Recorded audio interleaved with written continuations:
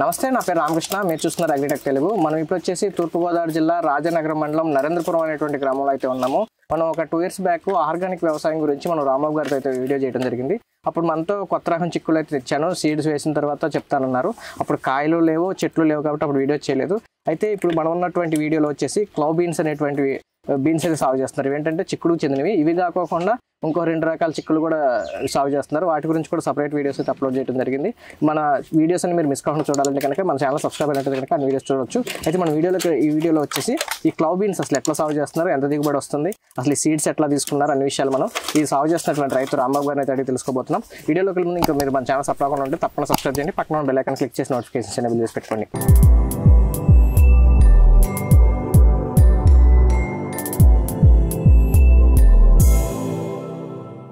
రామబాబు గారు నమస్తే అండి. నమస్తే అండి సార్, మనం గతంలో ఆర్గానిక్ వ్యవసాయం గురించి వీడియో చేసాం కదా. అయితే అప్పుడు కూడా ఈ క్లౌ బీన్స్ లైట్ గా ఉన్నట్టుంది. అప్పుడు కాయ రాలేదు, చివరి స్టేజ్ లో ఉన్నట్టుంది. తర్వాత అయితే రావటం కుదరలేదు. ఇది నెక్స్ట్ సీజన్ వచ్చేసింది, ఇది 2వ సీజన్. అసలు ఏంటి సార్ ఈ క్లౌ బీన్స్ అంటే ఏంటి? ఎప్పుడు ఇంతకుముందు మార్కెట్ లో నేనైతే చూడలేదు. మీరు టెర్రస్ గార్డెనర్స్ ఎవరో చేస్తున్నారు అన్నారు. అవునండి, ఒకసారి ఎవరైనా చెప్పారు వీటి గురించి? ఇది కొత్త రకం అయితే ఏం కాదు. ఇది పూర్వకాలం నుంచి ఉండేదే. ఓకే, మన కోనసీమ ఏరియాలో ఉండేదటండి. కిచెన్ గార్డెనింగ్ కింద పెరట్లో పెంచుకునేవారు. నాకు ఇది ఎలా తెలిసిందంటే లాస్ట్ ఇయర్ ఒక యూట్యూబర్ నా దగ్గర వీడియో తీసుకున్నారు. మీరు వచ్చిన తర్వాత స్టార్ట్ అయింది. మీకు రావడం పేరు తెలీదా? నాకు తెలుసు, కానీ అతను వీడియో చేసిన తర్వాత చాలా మంది చెప్తా ఉన్నారు దీని గురించి. ఇంకా ఎక్కువ ఇన్ఫర్మేషన్ బయటకు వెళ్ళింది. ఇది కొత్త రకం ఏం కదా, తను కొత్త రకం అని చెప్పాడు. కొత్త రకం కదయ్యా, పూర్వకాలం నుంచి ఉందా, మా కోనసీమలో అంబాజీపేట, గన్నవరం ఈ సైడ్లో ఉండేది. మేము చిన్నప్పుడు తిన్నాం, కనుమరుగు అయిపోయింది. మరలా నీ ద్వారా మేము చూడగలిగాం. మాకు పంపించడానికి చాలా మంది అడిగారు, పంపించడం కూడా జరిగింది. ఇలా చెప్పిన తర్వాత నేను కమర్షియల్ గా ఎక్కువ విస్తీర్ణంలో సాగు చేయడానికి సిద్ధపడ్డాను. కారణం ఏంటంటే ఇది అందరికి ఎక్కువ మందికి, కొంతమందికి పెద్దలకు తెలుసు. ఇప్పుడున్న జనరేషన్ అయితే ఎవరికి తెలియదు. నేను ఎప్పుడు చూడలేదు. తర్వాత టెర్రస్ గార్డెనింగ్ లో చాలా మంది పండించుకుంటా ఉన్నారు. గుంటూరు గానీ, విజయవాడ గానీ, రాజమండ్రి గానీ, ఇలాగా హైదరాబాద్ లో ఎక్కువ మంది వాళ్ళ ఇంటి అవసరానికి కొలితే 2-3 పాదులు పెంచుకోవడం జరిగింది. కానీ వ్యవసాయ పర్పస్ లో అయితే మార్కెటింగ్ చేసే ఉద్దేశంలో ఏ ఒక్క రైతు పండించాల. నేనే 4 సంవత్సరాలు దీన్ని అబ్జర్వ్ చేసి దీని గుణగణాలు తెలుసుకున్న తర్వాత పూర్తి సమాచారం సేకరించాక కొంచెం భారీగా పెట్టడం జరిగింది. ఇప్పుడు ఎంత విస్తీర్ణంలో సాగు చేస్తారండి? 2 ఎకరాలు. ఇది సీజన్ ఏంటండి దీనికి? శీతాకాలం. ఓన్లీ శీతాకాలంలో. శీతాకాలం కాదు. ఏ మంత్ లో నాటితే ఎన్నాళ్ళకి? మనకి ఆగస్టు, సెప్టెంబర్ లో నాటుకోగలిగితే మనకి మార్చి నెలాఖరు వరకు వచ్చే అవకాశం ఉంది. మీరు ఫస్ట్ సీడ్ ఎట్లా కలెక్ట్ చేసుకున్నారండి? హైదరాబాద్ లో ఒక అతను నాకు సీడ్ తో పాటు ఇచ్చారు. ఇవి తెప్పించుకున్నాను, ఆన్లైన్ లో తెప్పించుకుంటే. ఏదో క్లౌ బీన్స్ అంటున్నారు కదా, ఏదో బీన్సే కదా అని తెచ్చింది తప్ప పలానా పర్టికులర్ నాకు తెలియదు. వచ్చిన తర్వాత దీని మీద నేను దృష్టి పెట్టాల. సహజంగా మొలిసింది, సహజంగా పెరిగింది. అక్కడే కాల్చి అక్కడే రాలిపోయి మళ్ళా మొలిసినాయి. ఓహో, ఇది ఏదో బాగుంది కదా అని దాని మీద దృష్టి పెడితే తర్వాత యూట్యూబ్ లో, ఇంటర్నెట్ లో సెర్చ్ చేస్తే దీని గురించి కొంచెం సమాచారం వచ్చింది. ఆ తర్వాత నేను దీనికి సాగుకు వచ్చి ఇప్పుడు 4వ సంవత్సరం. 4 సంవత్సరాల నుంచి సాగు చేస్తా ఉన్నాం.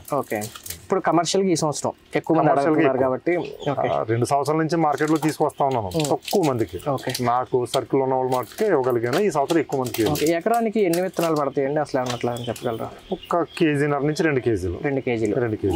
మొక్కి మధ్య దూరం ఎట్లా? సాలుకి అది నేను అంచనా వేసుకోలేదు, కానీ 6 అడుగులు వరుసగా దూరం పెట్టాను. 2-2.5 అడుగులు మొక్కే పెట్టి నాటడం జరిగింది. సార్, ఇప్పుడు ఇది మొక్కి మధ్య దూరం 6 అడుగులు పెట్టుకున్నారు. సాలుకి కూడా 2 నుంచి 2.5 అడుగులు. సాలుకి 2.5, మొక్కి 6. మొక్కే 2 అడుగులు. సాలుకి వచ్చేసి 5.5 నుంచి 6 అడుగులు. ఇది అన్ని పందుల మీద పాకిచ్చారా? చిక్కుడులాగానే పాకుతుందా? సేమ్ చిక్కుడే. కాండానికి అదే మెయిన్ తేకే కాపు వస్తుంది. అవును, కాయలు వస్తున్నాయి. పూత వచ్చిన తర్వాత ఎన్నాళ్ళకి కాపు అయ్యిద్దండి ఇది? 4 రోజులు. 4 రోజులు కాయ అయిపోతుంది. ఇప్పుడు ఇది పూలాగా కనపడుతుంది. ఇది మొగ్గ లేకపోతే మొగ్గ ఉన్నప్పుడు వస్తున్నారా? ఇది సీడ్ అండి. ఇది దీంట్లో సీడ్ ఉంటుందా? దీంట్లో సీడ్ ఉంటుంది. ఇది కాయ. ఇది మొత్తం అంతా వండేసుకోవచ్చు. దీంట్లో వేస్ట్ ఏమి ఉండదు. ఇది లేతకాయ మాత్రం వండుకోవాలి. దీన్ని ముదరదైతే కొంచెం బాగుండదు. అది ఈ సీడ్ లోనే 4 గింజలు సీడ్స్. ఇది ఒక్కటే వేస్ట్. దీంట్లో సిల్కీలా ఉంటది. ఇది వేస్ట్ అండి. అది మిగిలినంతా పనికి వచ్చేది. అంటే వండుకునేటప్పుడే సీడ్స్ బయట తీసుకుని వేసుకోవాలా, వండుకోవాలా? 4 రకాలు చేసుకోవచ్చేది. ఒకటి ఇలాగా డైరెక్ట్ గా మనం గింజలు తీసుకుని ఆ సిల్క్ పాడేసి చేసుకోవచ్చు, లేదా గుత్తి వంకాయ కర్రీ లాగా మనం కట్ చేసుకుని వండుకోవచ్చు, లేదా డైరెక్ట్ గా డీప్ ఫ్రై చేసి వండుకోవచ్చు. చాలా రకాలుగా వండుకోవచ్చు దీన్ని. గింజలు కూడా కొంచెం డిఫరెంట్ గా ఉన్నాయి. అవునండి, అవును. ఒక్కొక్క కాయకి 4 గింజలు ఉంటాయి. 2 నుంచి 4 ఫిక్స్డ్ అంటే ఏం లేదు. ఇదేమో ఒక మొగ్గలాగా ఉంది. మొగ్గలా ఉంటుంది. అది కలిపి వండుకుంటే బాగోదా? డీప్ ఫ్రై చేసుకుని వండుకున్నప్పుడు ఏం పర్లా. ఫైబర్ ఇది ఫైబర్ లా ఉంటుంది, జస్ట్ తెలుస్తూ ఉంటుంది. అందుకని తీసుకుంటాం బెటర్. దీంట్లో వేస్ట్ అయితే అనేది ఏమి ఉండదు. సార్ మరి కాయకి కొత్తది కదా, మార్కెట్ ఎట్లా మీకు? మార్కెట్ అనేది సొంతంగా క్రియేట్ చేసుకోగలిగాం. కస్టమర్స్ని దీని గురించి గుణగణాలు చెప్పడం, దీని యొక్క ఉపయోగాలు చెప్పడం, శాంపుల్స్ ఇవ్వడం, వాళ్ళు వండుకుని తిన్న తర్వాత అప్పుడు వాళ్ళు రెండోసారి వచ్చి మళ్ళీ అడగడం. ఎంతలో మీరు ఎట్లా ఇస్తున్నారు వినియోగదారులకి? ఏ రేటు మీద ఇస్తున్నారు? ఎంత బరువు? ఇది 1/2 kg వచ్చేసి 1/2 kg wholesale 30 rupees box. Wholesale 30 rupees. మార్కెట్లో ఏదో ఇచ్చి అమ్ముతున్నారా? మార్కెట్లో హోల్సేలర్స్ కూడా వస్తున్నారు మన దగ్గరికి. లూజ్ తక్కువ, 10 కేజీలు 5 కేజీలు లెక్కన తక్కువ, బాక్సులు లెక్కన ఎక్కువ వెళ్తా ఉన్నాయి.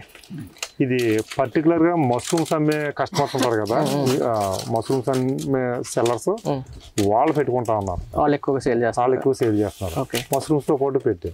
కారణం ఏంటంటే బాక్స్ ఒకటి లుక్ ఒకటి ఉంటుంది చూడడానికి, తర్వాత దీనికి నిల్వ సామర్థ్యం ఎక్కువ. ఎన్ని రోజులు ఉంటుంది కటింగ్ చేసిన? 10 రోజులు. 10 రోజులైనా కుళ్ళిపోవడం అంటే జరగదు. దీంట్లో పొడేది ఏం లేదు. మనం ఫ్రిడ్జ్ లో కూడా పెట్టక్కర్లా.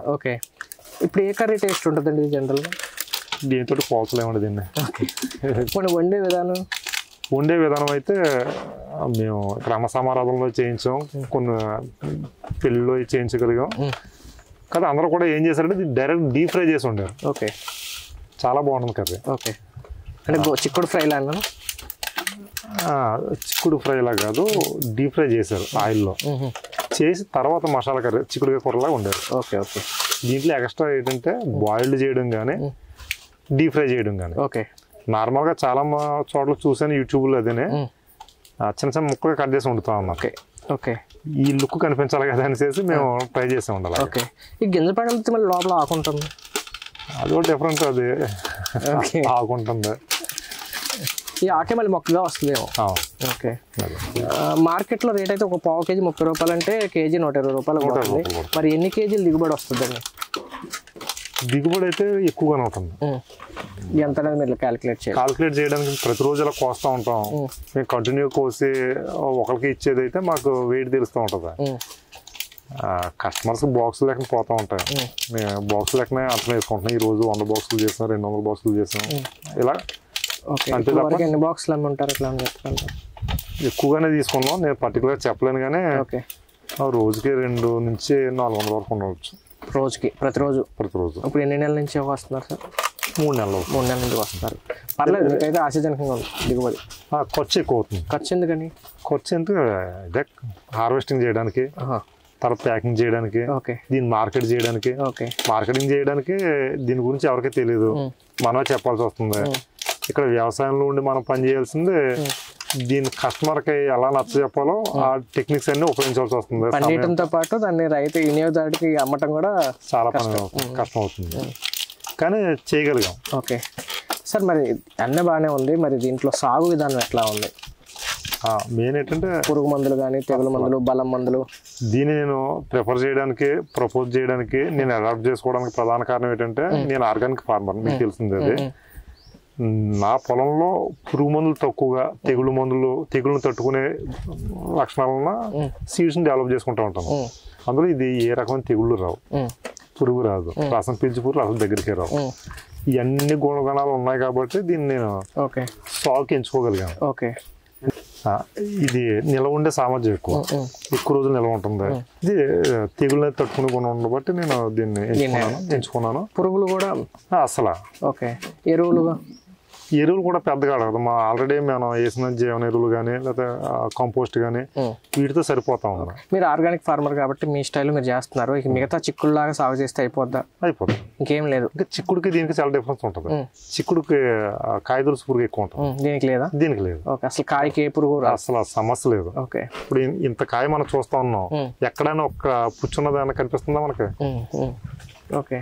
దీంట్లో వచ్చే డిసడ్వాంటేజ్ ఏంటంటే మార్కెట్ చేసుకోవడంలో సమస్య. జనాలకు పరిచయం లేదు కాబట్టి తినడానికి టేస్ట్ బాగుంటుందా? టేస్ట్ బాగుంటుంది. ఓకే, అయితే మరి వీటిని ముదిరితే బాగోదు అంటున్నారు. ఎన్ని రోజులు కొయ్యాలి? కోసిన తర్వాత కూడా కొన్ని ముదురుతుంటాయి కదా మొక్కాయ? అది లేదు, కోసిన తర్వాత అయితే ముదిరేది ఏముండదు కానీ 4 రోజుల్లో కోత అయిపోవాలి కంపల్సరీగా. ఓకే, 5 రోజులు అంతకు మించి ఎక్కువ రోజులు. మీ దగ్గర కూడా కొన్ని కాయలు సైజ్ పెద్దగా ఉన్నాయి, కొన్ని చిన్నగా ఉన్నాయి. ఇది ముదిరినట్టా లేకపోతే కాయ బలంగా ఉండి పెరిగిందా? ఇదైతే బలంగా ఇది ముదిరినట్టే. ఓకే, ఈ కలర్ వచ్చిందంటే ముదిరినట్టే. ఆరెంజ్ కలర్ వస్తుంది చివర, అది ముదిరినట్టే. మొగ్గ వైట్ గా ఉండాలా? వైట్ ఉండాలా. ఓకే, ఈ వైట్ ఉన్నది లేత. ఓకే, మనం చూసేది. ఓకే, ఇది కలర్ మారింది, ఆరెంజ్ కలర్ వచ్చింది, లైట్ ఆరెంజ్ వచ్చింది. దీంట్లో గింజలో ఆకు వస్తుంది, ఎక్కువ ఆకు వస్తుంది. ఎక్కువ ఆకు వస్తుంది. ఒకసారి చూడండి.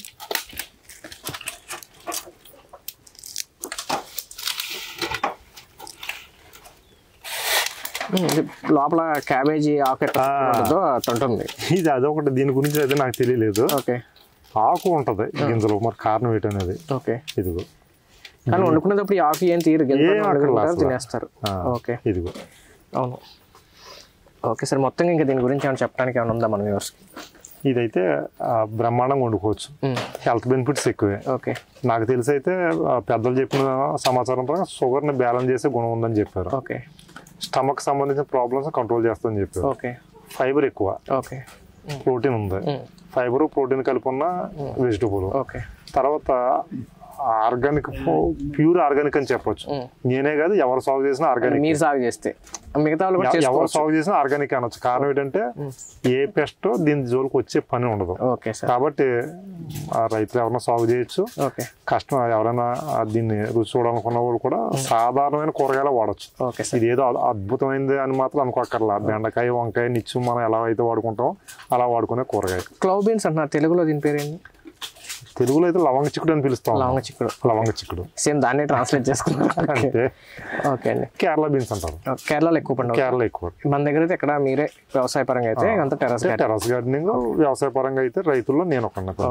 థ్యాంక్స్ అండి, నమస్తే.